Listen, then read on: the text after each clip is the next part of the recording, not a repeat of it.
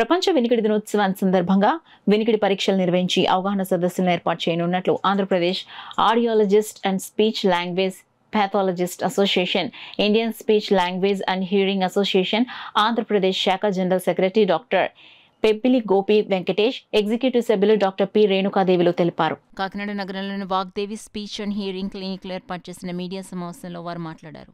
వినికిడి సమస్యను నిర్లక్ష్యం చేస్తే జీవితాలు దుర్భరమవుతాయన్నారు. సమావేశంలో ఏపీ ఏఎస్ఎల్పి అసోసియేషన్ సంయుక్త కార్యదర్శి డాక్టర్ డి సూర్యనారాయణ, అసోసియేషన్ సభ్యులు doctor B Harish, doctor Phoebe, doctor V Teja, doctor Vijayalakshmi తదితరులు పాల్గొన్నారు.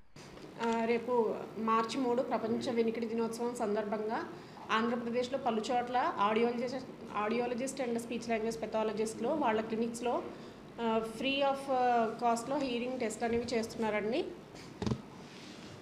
సో దీంట్లో భాగంగా ఉమ్మడి తూర్పుగోదావరి జిల్లాల్లో వచ్చేసి కాకినాడలో Vagdevi speech and hearing clinic, Shravya speech and hearing clinic, Mahi speech and hearing clinic, ఇంకా హియర్ జాప్, అలాగే అమలాపురం నుంచి Konaseema speech and hearing clinic, ఇంకా రాజమండ్రి నుంచి దేవికేర్ స్పీచ్ అండ్ హియరింగ్ క్లినిక్లో ఈ టెస్ట్లు అందుబాటులో ఉంటాయండి.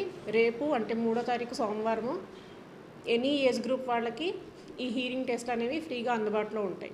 అందరూ వచ్చి ఈ కార్యక్రమాన్ని సద్వినియోగపరచుకోవాల్సిందిగా కోరుకుంటున్నాను. మన ఉమ్మడి తూర్పుగోదావరి జిల్లాలో అన్క్వాలిఫైడ్ అంటే అర్హత లేకుండా స్పీచ్ థెరపీ మరియు వినికిడి మిషన్లు ఇవ్వడం జరుగుతుందండి. వీటిపైన ప్రజలు సరైన చికిత్స కూడా అందడం లేదు. రిహాబిలిటేషన్ కౌన్సిల్ ఆఫ్ ఇండియాలో బిఏఎస్ఎల్పి, ఎంఏఎస్ఎల్పి అర్హత లేకుండా పట్టభద్రులు కాకుండా స్పీచ్ థెరపీ మరియు హీరింగ్ ఎయిడ్స్ చికిత్సలు చేస్తున్నారు.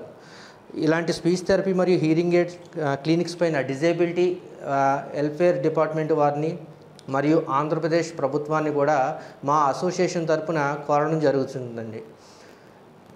ఇలా చేయడం వల్ల ఏంటంటే చిన్నపిల్లల్లో స్పీచ్ థెరపీ డెవలప్ అవ్వకపోవడం, లేదంటే చెవి మిషన్లో ఎవరికి పడితే వాళ్ళకి ఇచ్చేసి వాళ్ళ యొక్క వినికిడి సామర్థ్యాన్ని కూడా కోల్పోతున్నారండి. అంటే చెవి లోపల ఉన్న ప్రాబ్లం ఏంటి 3 రకాలుగా ఉంటుందండి. చెవిలో చీము కారుతున్నా సరే కొంచెం మంది వినికిడి మిషన్లు ఇచ్చేస్తున్నారు.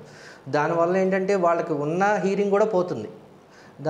ఈ యొక్క అంటే అవగాహన లేకుండా వాళ్ళు విచ్చలవిడిగా ఇలా చేస్తున్నారండి.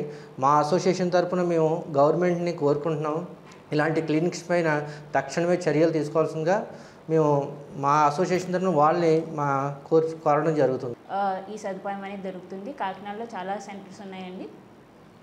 మాది మెయిన్ రోడ్లో హియర్ జాప్ అనేది ఉన్నది, ఇంకా ఇక్కడ వాగ్దేవి సెంటర్ అని ఉన్నది మెయిన్ రోడ్లోనే.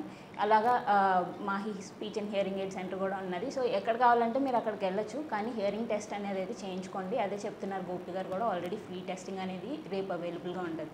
రెండోది ఏంటి అంటే కాక్లియర్ ఇంప్లాంట్స్ అనేది ఉన్నది. అదొక ఇంప్లాంటేషన్ టెక్నాలజీ అండి. అంటే డాక్టర్స్ వాళ్ళు సర్జరీ చేసి చెవి లోపల పెడతారు ఒక ఇంప్లాంట్ని. దానివల్ల ఏమవుతుంది అంటే నార్మల్ హియరింగ్ అనేది తిరిగి వచ్చే ఛాన్సెస్ ఉంటాయి. ఇది కంప్లీట్ హియరింగ్ అంటే 90 dB అబౌవ్ లాస్ ఉన్న వాళ్ళకి ఎక్కువగా చేస్తుంటారు. సో మన అడిప్ స్కీము, ఇంకా ఏంటది ఆరోగ్యశ్రీ అండ్ అడిప్ స్కీమ్ వల్ల ఈ ఆపరేషన్ అనేది మనం అవైల్ చేసుకోవచ్చు. కావాలంటే ప్రైవేట్ హాస్పిటల్స్లో కొద్దిగా కాస్ట్ ఉంటుంది, కానీ దీనివల్ల నార్మల్ హియరింగ్ అనేది వచ్చే ఛాన్సెస్ ఉంటాయి. కాబట్టి మీరు వెంటనే మీ ఈ దగ్గర ఉన్న ఆడియాలజిస్ట్ కానీ ఇంటి దగ్గరికి వెళ్ళి దీని గురించి అడగండి. మీకు ఈ సదుపాయం అవైలబుల్గా ఉంటుంది.